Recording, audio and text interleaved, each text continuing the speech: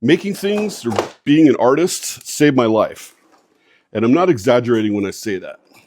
When I was younger, in junior high and high school, I had a lot of social anxiety. It's not new or unique or rare. I think a lot of people deal with that. I'm not trying to have a pity party or anything, but I do want people to know that they're not alone if they're going through something similar. I started doing a lot of painting, sculpture, ceramics. I even started learning how to do artwork on the computer, working with Photoshop and 3D programs. And that led to less anxiety and depression and was one of the few things that made me feel good about myself. And decades later, I'm still making things like this modular parametric 3D printer stand. And we're going to show you how to build one. And if you're interested, there are plans available on our website. We'll show you what hardware we used and how we designed this in Autodesk Fusion, how we set this design up to be modular and parametric, all of the extra 3D printed parts that can be added to this design. We're even going to go into how we cut this out on our Avid CNC. And by the time we post this video, we should also have these for sale on our website. We're working with a great manufacturer to build kits that you can assemble yourself. And we also plan on selling different sizes of the stands to fit most printers on the market today. So let's start off by jumping into Autodesk Fusion and showing some of the features of the design. The stand is broken up into different modular shelves. Starting at the bottom with the base, then going to the filament shelf. There's a thin shelf for capturing all the filament poop. The large shelf in the middle is for the printer. Above that is the AMS shelf, and then there's some added storage at the top. Each one of these shelves can be moved around and bolted into any configuration that you would want. For example, if you wanted the printer lower, you can put that towards the bottom and the rest of the shelves on top of it. Or if you wanted a more simplified printer stand, you could remove some of the shelves and just go with an AMS shelf, a poop shelf, and a printer shelf. If you have multiple printers, you can stack two on top of each other. And you can also add multiple AMS shelves at the top above the two printers. This is dependent on your ceiling height though. The original stand is almost 7 feet tall. This double printer stand is probably more like 8 or 9 feet tall. And if you have a printer farm, you can bolt these stands horizontally. This will make a whole stand system where you can store a lot of printers really efficiently. As we mentioned previously, this whole design is parametric, and that means that each dimension of the stand and all of the shelves are driven through Autodesk Fusion parameters. On the right-hand side of the screen, we've brought up the parameters dialog, and at the top, you can see that there's parameters for the printer length, width, and height. Changing these parameters will update the entire scale of the stand. The default for these parameters is set to the Bamboo Lab H2D, which is a relatively large printer, but if you wanted to scale it down to fit the P1S or the X1 Carbon, you would plug in the length, width, and height measurements of the P1S stand. The design will update and you will have a stand that fits that printer. This will work for most printers on the market today, and there are other useful parameters in the design. Each shelf has an independent height parameter, so if you wanted a taller AMS shelf, you can make that. And there are buffer spaces for behind the printer, on top of the printer, etc. As part of the downloadable files we have available on our website, we also included a sample milling layout file. This is for people who own a CNC machine and plan on cutting the parts out on their CNC. We have 4 popular sizes of CNC machines laid out in rows, going from 48 by 48 to 48 by 60 to 60 by 60 by 48 by 96. If your CNC machine is a different size than this, you can use this as reference, but you'll have to relay out the pieces and set up the toolpaths. Speaking of toolpaths, we have all of them set up for you in this file.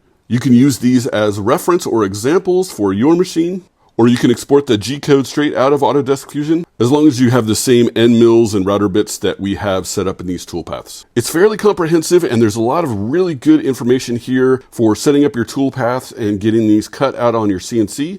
But if you're not a Fusion user, we have exported DXF and SVG files for each part, so you can import those files into any software that you're more comfortable with. But keep in mind that DXF and SVG are 2D formats, and you're not going to get the depth of the dados and the bolt holes and other things that are pretty key to this design. One added benefit of doing your toolpaths in Fusion is that they will update with any parametric design changes that you might make. And if you don't have a CNC, you can still build this stand using our printable paper plans. This has relevant dimensions for every single part on each shelf. But unfortunately, we haven't figured out how to update these files with any parametric changes. So we currently have printable plans for the H2D, and we're working on the P1S, which is also the same size as the X1 Carbon. These stands also have a lot of hardware associated with them, including things like drawer slides and screws and lights and cables. We have a PDF file with all of the parts listed, including links on where to purchase them.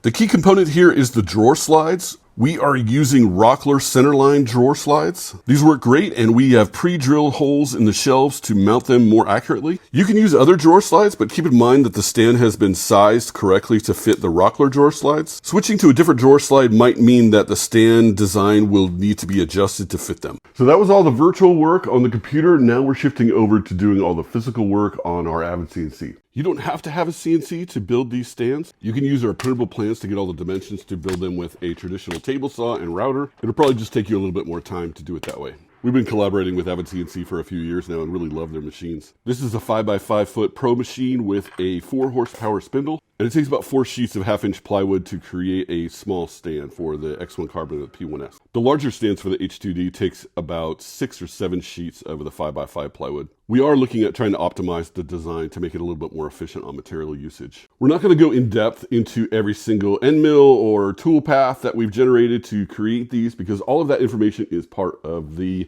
digital plans that you can download off our website. But we just wanted to show the basic process and how we've packed all the pieces together.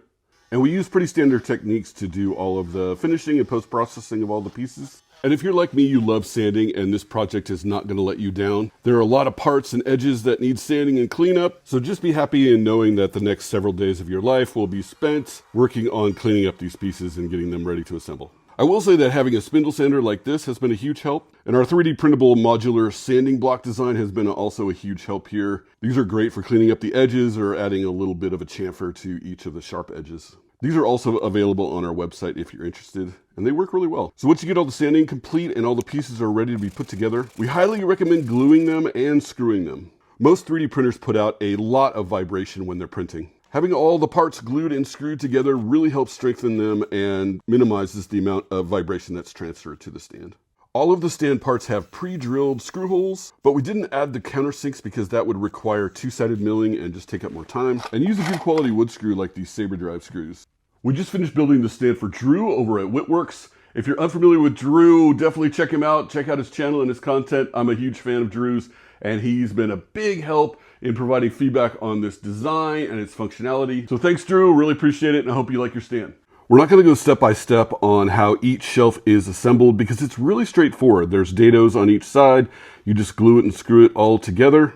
And installing the Rockler drawer slides should be self-explanatory also, especially with the pre-drill holes. But you might be wondering how the shelves are secured together. There are bolt holes on the sides, tops, and bottoms of all of the shelf pieces. And these holes are for things called furniture bolts. They go by many different names, but essentially it's a screw on one side and a barrel nut on the other.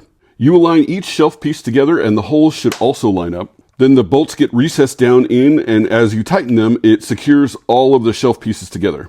And the bolts sit flush in the material so they don't get in the way of any of the drawer slides. So you might be wondering what these two holes are for on the front of the printer stand. These are for optional switches used for a LED light and the printer power. I like having a lot of extra light going into the printer for filming projects and just checking on prints. It's also nice to be able to turn your printer off without having to reach around to the back. And now the moment that everybody's been waiting for, let's talk about poop. As you're probably already aware, most printers excrete filament poop out the back. And we have a dedicated drawer and bin to capture all of that poop and make it easier for you to get rid of. It's really easy to pull out the shelf, grab the bin, dump it, and slide it back in. And the rest of the drawer can be used for flat storage like printer plates. The filament drawer has some cool features also. There's a 3D printable system to hold your filament rolls. This is also included in the downloadable plans. Oh, and we forgot, we have one last thing we wanted to show.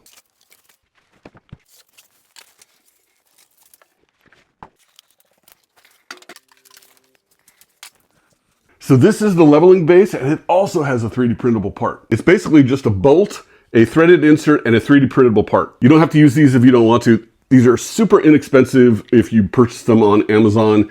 They're like $4 or $5, but we just decided to design one anyways to better suit our needs. And the design has a built-in hex nut down here, so you can use a wrench and quickly level out your base that way. And then it also has these holes. And if you don't have enough space, you can use a screwdriver in one of the holes to turn it around and level it out that way. They go in the base like this. These are a little dirty because we've been using them, and they're a lot of fun to design. And at the beginning of the video, we talked about anxiety and designing things to kind of distract or help anxiety in general. And this is a perfect example of that. Whenever we start ruminating or worrying or stressing or feeling anxious, I refocus my brain and try to think of a design problem to solve and something that could be useful or artistic or creative. It does get better, especially when you get older. but it never really goes away, and it's something that you always kind of have to work on, or at least I've had to work on. But yeah, you can consider a lot of this stuff, making all of this, designing all of this is kind of therapy in a way. Maybe something else will work completely better for you. But I do think creativity gives you that rush, gives you that feeling, especially when you complete something and if you built something that you're proud of. It alleviates some of the anxiety for a little while at least. So I just want to say thanks for watching, following along, and checking out our content. It's very much appreciated. And now our shop is a complete mess, so I gotta go clean that up, and we'll see you in the next video.